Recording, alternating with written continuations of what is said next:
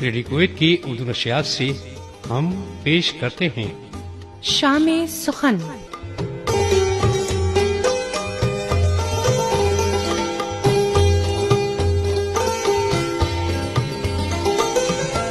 ایک حسین اور یادگار شام، سخنور و سخن فہم سامعین کے لیے۔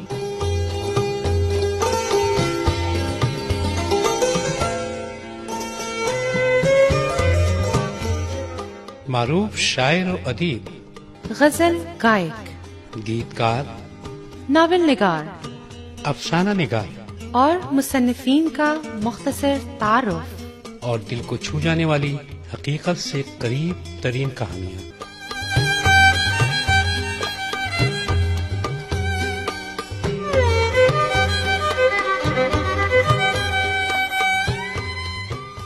اردو ادب کی ایک خوبصورت جھلک۔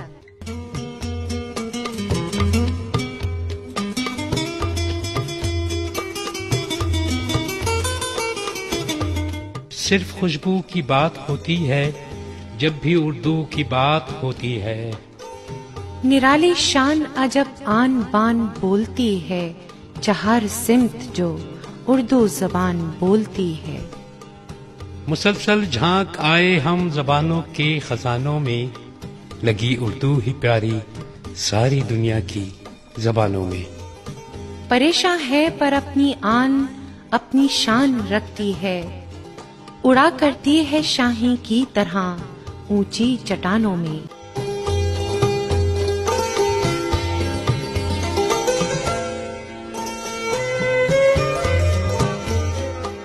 آئیے سنتے ہیں شام سخن۔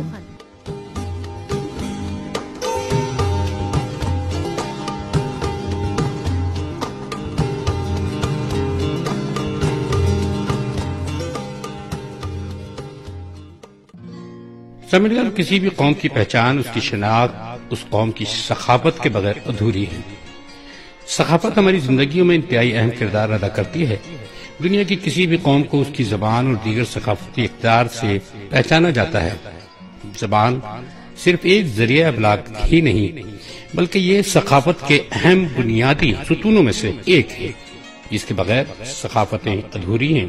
زبان ہماری زندگیوں کا وہ اہم حصہ ہے جس میں ایک طرف تو ہم اپنے خیالات دوسروں تک بآسانی پہنچا سکتے ہیں، جبکہ دوسری طرف اس کی بنیاد پر مختلف قوموں، گروہوں اور قبیلوں کی انفرادی شناخت کو پرکھتے ہیں۔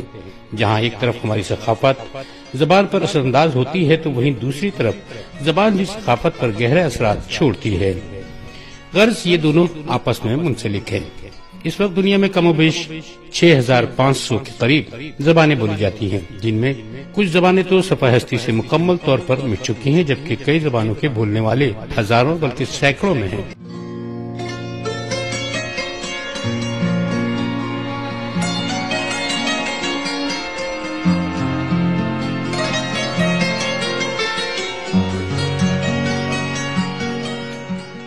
سامعین کرام، ریڈیو کویت کی اردو نشریات سے ایک دفعہ پھر حاضر ہے شام سخن کی خوبصورت سی محفل کے ساتھ۔ فارسی ادب جو اردو ادب کا ایک حصہ ہے، ہماری ہر ممکن کوشش کہ اس خوبصورت سی شام سخن میں فارسی ادب کے ایک معروف شاعر کو بھی شامل کیا جائے۔ آج کی خوبصورت سی شام فارسی ادب کے مشہور شاعر مرزا عبدالقادر بیدل کے نام۔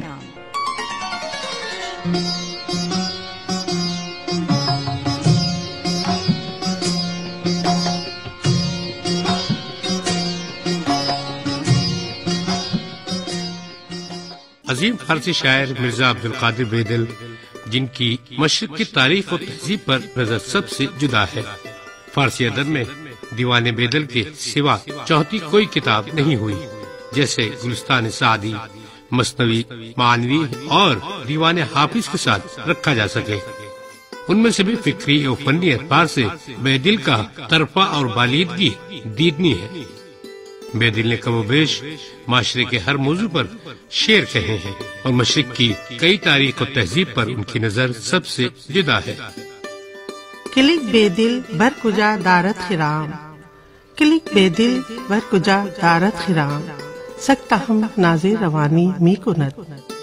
یعنی بیدل کی شاعری کا سکتا بھی دریا جیسی روانی رکھتا ہے۔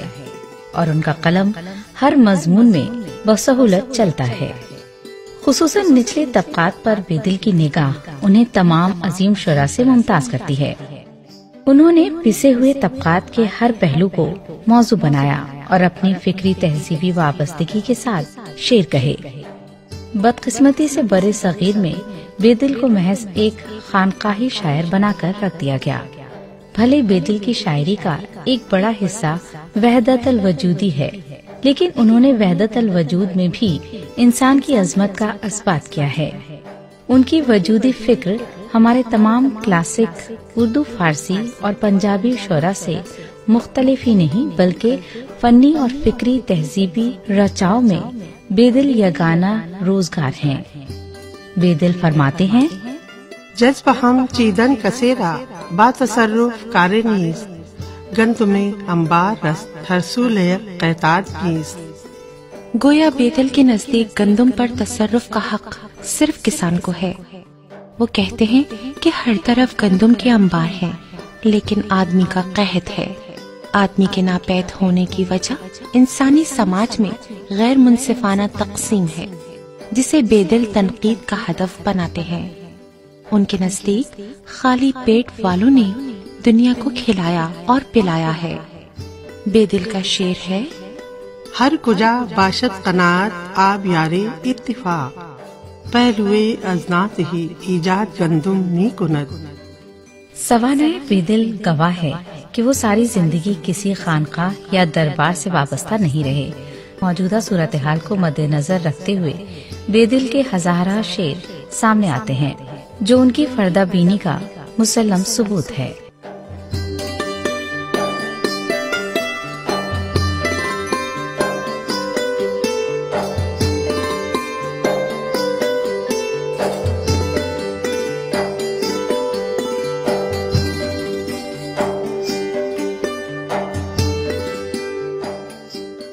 بادشاہوں، نوابوں اور اہل اقتدار کے بارے میں بیدل نے کیا خوب کہا ہے۔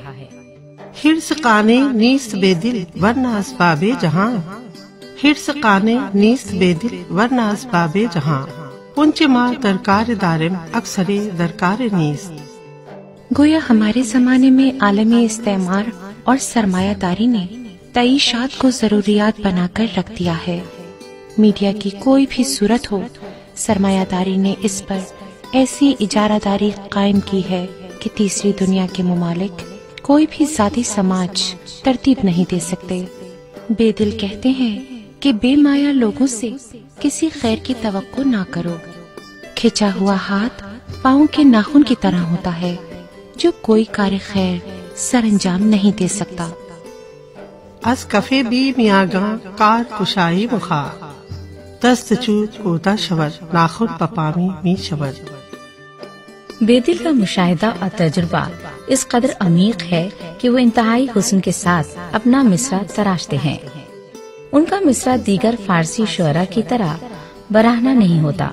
وہ غریبوں کی انا پر زد نہیں آنے دیتے اور کہتے ہیں کہ نچلے طبقات کبھی اونچے طبقات کی دولت پر نظر نہیں رکھتے، بلکہ جس طرح بھی بن پڑے اپنی زندگی خود آسان بنانے کی کوشش کرتے ہیں۔ فرماتے ہیں، چشم امید نہ دارے زگشتے دیگرا، دلی ماں دانے ماں نالے ماری شے ماں۔ کہ ہمارا دل ہمارا دانہ ہے اور ہماری آہوزاری گندم کا ایک سٹا۔ یہی نہیں بلکہ بیدل نے مزدوروں کی زندگی پر بھی ہزارہ شعر کہہ رکھے ہیں جو اس قدر انوکھے ہیں کہ آج بھی نئے لگتے ہیں۔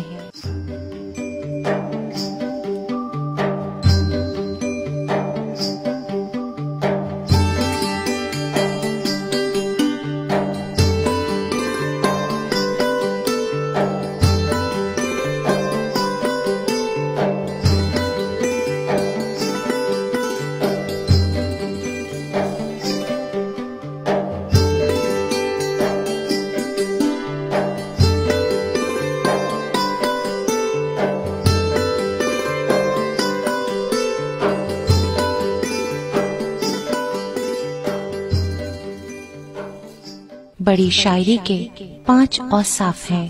وہ کسی بھی زبان میں ہو ہر شخص اس کا مخاطب ہوتا ہے۔ دوسرا، بڑا شاعر مستقبل بھی ہوتا ہے۔ تیسرا، بڑی شاعری پر جتنا وقت گزرے اس کے نئے پہلو نکلتے چلے جاتے ہیں۔ چوتھا، بڑی شاعری فرد کے اندوہناک لمحات میں اس کے لیے جینے کا آسرا ہوتی ہے۔ پانچواں، بڑی شاعری کی زبان آنے والے زمانوں کی زبان کے ساتھ جڑ کر نادرہ کاری کا ثبوت دیتی ہے۔ یوں دیکھا جائے تو بے دل کی زبان آج بھی جدید ہے۔ کہتے ہیں ندانم این ہما کوشش برائے چیز کے چرخ، زنجم آبلا دارت چون کفے مزدور۔ ایسا نیاپن کے آسمان کے ستاروں کو مزدور کی ہتھیلی کے چھالے کہنا کہیں کسی اور فارسی شاعر کے یہاں دکھائی نہیں دیتا۔ بے دل کی غزلیں پڑھی جائیں تو معلوم ہوتا ہے کہ بے دل کس طبقے کے ساتھ کھڑے ہیں اور کس کی نمائندگی کر رہے ہیں۔ سر بغفلت مفرازید ذیاب مظلوم، برق خفتیز بفاری آبی خشخش۔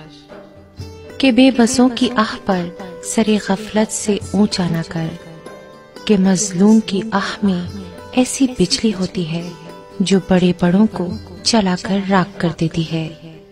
انسان کی عظمت کے اسبات پر بے دل حیران کن حد تک گرفت رکھتے ہیں۔ وہ سمجھتے ہیں کہ فطرت کے متوازی ترتیب دی ہوئی انسان کی دنیا ہی تہذیب ہے۔ بے دل کہتے ہیں تا خاموشی داشتیں آفاق بھی تشویش بود، موجیں بحرت زیبا ما طلعتم کے دارست۔ جب تک ہم خاموش رہے آفاق کو کوئی فکر لاحق نہیں ہوئی۔ یہ ہماری آواز تھی جس نے اس آفاق کے سمندر میں تلاطم پیدا کیا۔ یہاں تک کہ بے دل انسانی ارتقاء کی دید سائنسی صورت کو بھی تسلیم کرتے ہیں۔ فرماتے ہیں بی حیولے ہیت چیزیں قابل صورت نشد، آدمی ہم پیش ازاں کا دم بوت پوزی نبود۔ بے دل آج کے اور آنے والے ہر زمانے کے دانشور ہیں۔ انہوں نے فارسی شاعری کو سوچنا سکھایا۔ ان کی شاعری صدیوں زندہ رہنے والی ہے۔ آج کے ادبی مشاعروں میں عدم رواداری اور عدم برداشت کی جو حالت ہے، بے دل نے اسے موضوع بناتے ہوئے کہا ہے ملکیت بی کسے در انجا غریب شہر، چو می شود شہیدم ستم کش نمی شود۔ اردو اور فارسی شاعری پر بے دل کے اثرات اتنے زیادہ ہیں جنہیں صرف سوچا جا سکتا ہے، بلکہ اکثر کلاسیکی شاعروں نے تو بے دل کے شعروں کا سیدھا سیدھا ترجمہ کر دیا ہے۔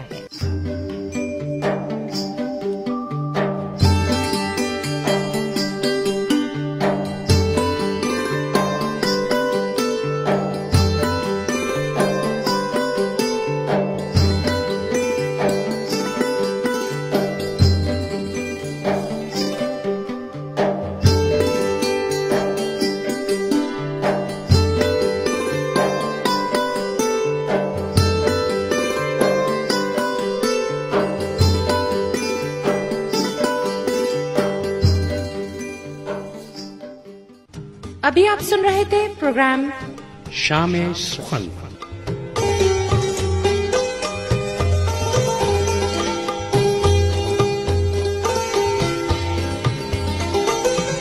عرصے دراز تک یاد رہنے والی اس شام سخن میں ہماری کوشش اردو ادب کو فروغ دینا ہے۔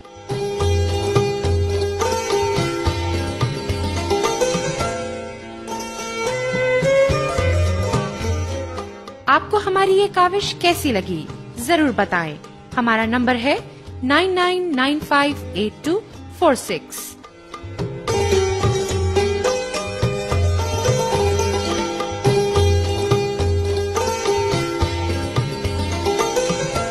پیشکش رضیہ اشرف، ندا مرزا۔ ترتیب و تحریر اور پیشکش عبداللہ عباسی۔